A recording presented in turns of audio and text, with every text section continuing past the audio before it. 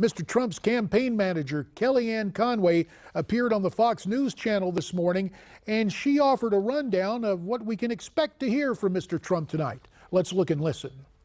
You're also going to hear him prosecute the case against her record as Secretary of State because it's not a pretty one. She owns the Russian reset. She owns Syria, Libya, Benghazi. What is our policy in the Middle East? Does Israel feel safer? So there's a great deal of that. And then, of course, I think this government reform, people may say, oh, that's so boring, government reform. That's exactly how Donald Trump got to this point, which is basically saying somebody's got to go to Washington, just turn the tables upside down. So that was what she was saying this morning, but will that be what Mr. Trump in fact does tonight? For more, we're pleased to be joined via Skype by Newsmax TV political analyst Dick Morris. Dick, of course, the author of the New York Times bestseller, Armageddon, How Trump Can Beat Hillary.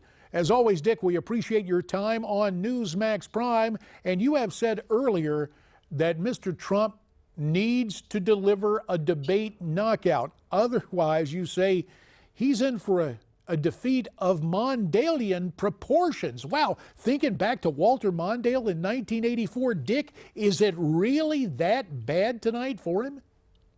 Well, if he has the opportunity tonight is enormous. He could walk out of there with a tie race, and then if something happens with Hillary's emails later in the race, he could win it nicely. I think it's important to draw a distinction between what he has to do this debate and what he had to do in the first two debates.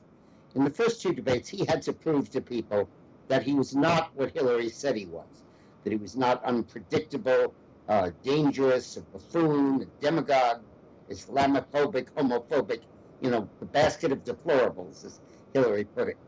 And he did a good job of that. Now he is what he is, and his image is pretty well cemented, for better or worse. And what he has to do now is just rip her apart, because the media has not been focusing on Hillary. The focus has entirely been on Donald Trump. Nobody's writing about the WikiLeaks, nobody's reading the WikiLeaks, and he has got to really expose that and come out swinging. I thought he did a hell of a job 2 days ago when he spoke about one of the great hypocrisies of Bill Clinton's administration with Hillary's support. When Bill came in, he announced a brand new clean room rule. Nobody could take a lobbying job for 5 years after they left the employ of the executive branch. Everybody howled, and this was terrible, this was incredible, but he stood his ground and Common Cause applauded.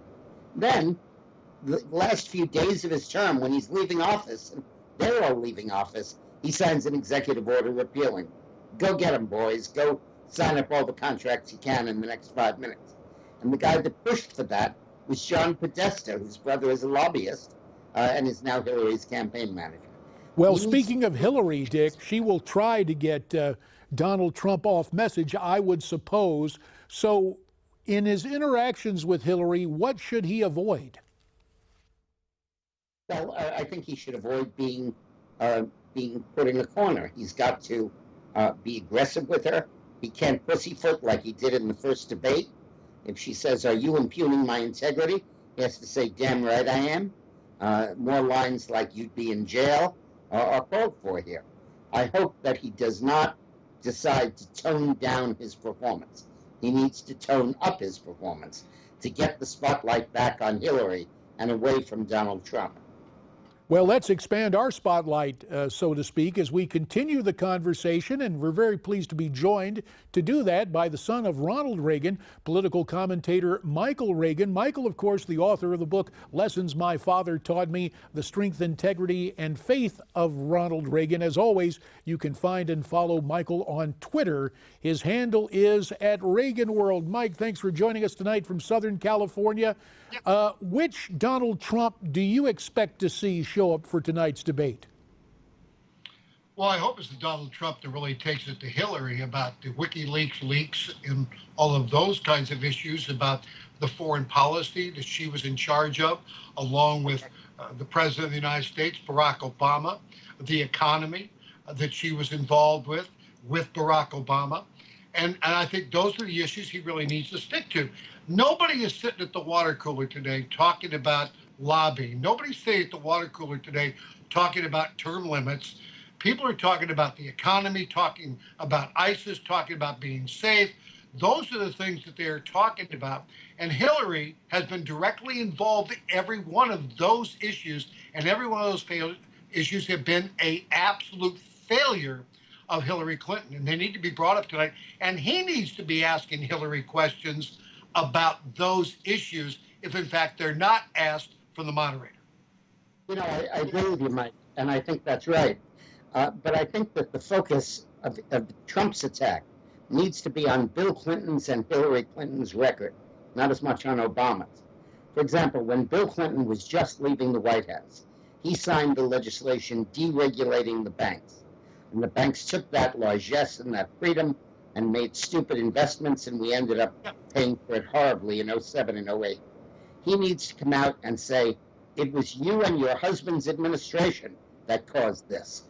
When Hillary talks about mandatory minimum sentences, he needs to say it was you and your husband's crime bill that imposed mandatory sentences on America.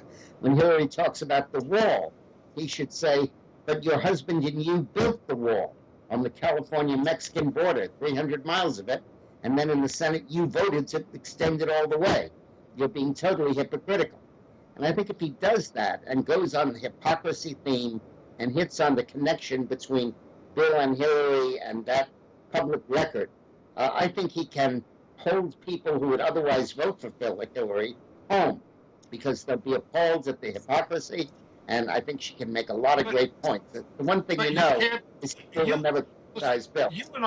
You and I get it, Dick. I mean, we've been there. We saw how all that happened. We know about the executive orders. We know all those things.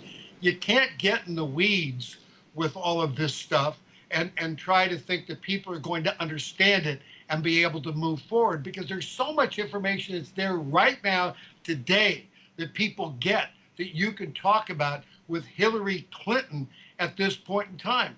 About the economy, it's the worst since when.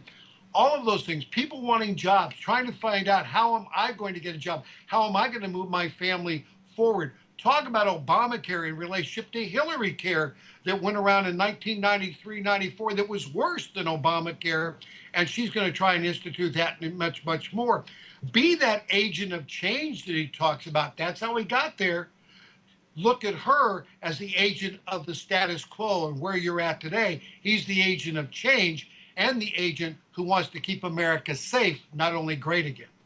Let me follow up very quickly with you, Dick, about that, because you were talking about the Billary combination, Bill and Hillary, but we've been making a point heretofore about you don't want to see a third term for Barack Obama.